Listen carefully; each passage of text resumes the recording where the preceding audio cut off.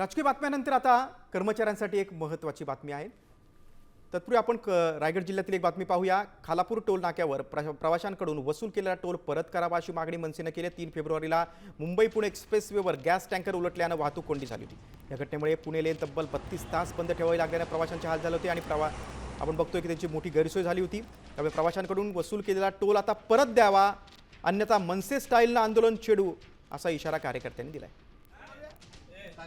करा सुरू करा कॅपेबल काय कॅपेबल बोलतो तुम्ही काय